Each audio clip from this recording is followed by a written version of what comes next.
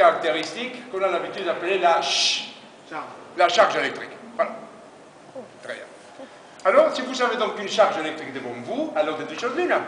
Soit la charge est au repos, soit elle ne l'est pas. Tu trouves ça compliqué? Non, c'est pas compliqué.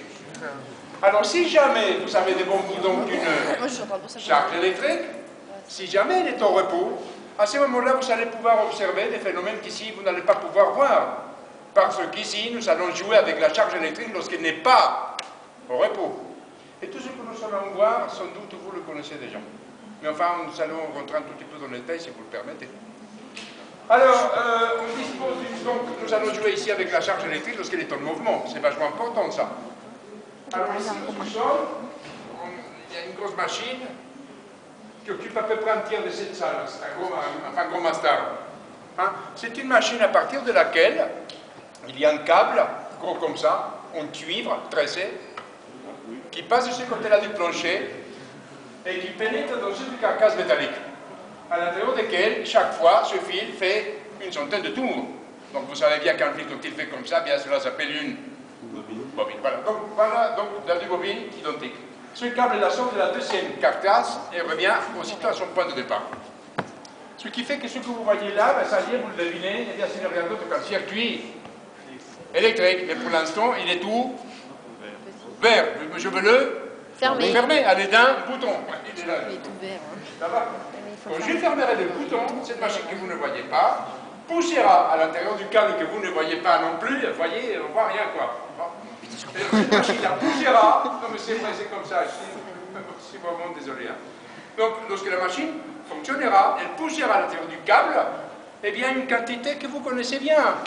Quelle est la charge électrique élémentaire? Je ne m'en souviens plus, j'ai oublié. Il faut combien? Allez, fais un petit effort. Tiens, tu prends un petit électron là, tu lui poses la question. Quelle est ta charge électrique, toi? Il va te répondre quoi? Je fais ça tous les jours. 1,47 fois 10 puissance. Ça fait à peu près 1,6, 10 puissance moins. Non, là, tout est court. Quoi? Moins 5? Oh la vache, attends.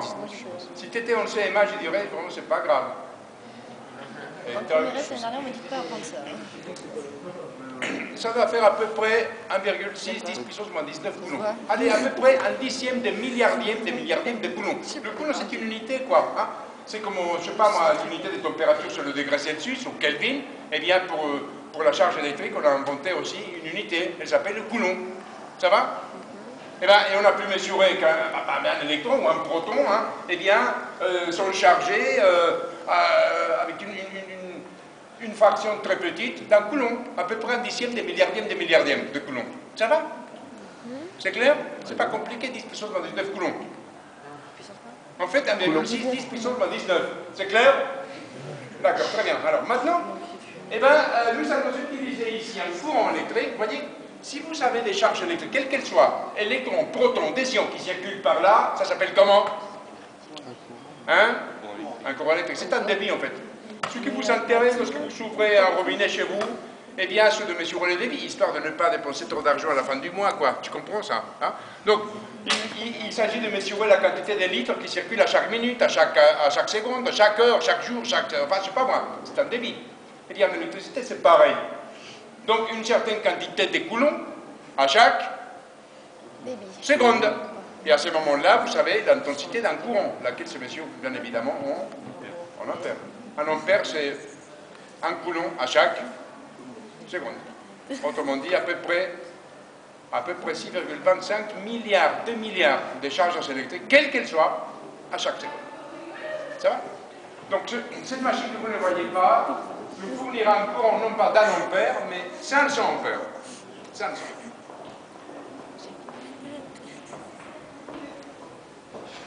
Comme elle court là-bas, parce que là-bas, il y a on joue là-bas, dans cette salle, à l'aide de la charge électrique lorsqu'elle est au repos.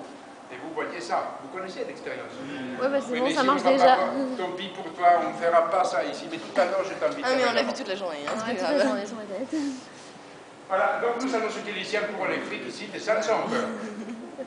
Alors, vous voyez là-haut, là, c'est un tableau dans lequel on a lissé de telle sorte. Non, c'est ici, oui, France. casser. Ce que vous voyez là, ce sont des aiguilles métalliques, elles sont faites en fer. Hein. Vous voyez, elles peuvent pivoter selon un axe perpendiculaire au tableau.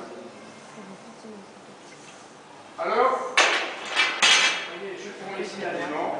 Il n'est pas costaud mon aimant, mais c'est pas grave, c'est un aimant. Je vous montre ça. Vous voyez bien cette matière, là, c'est du fer.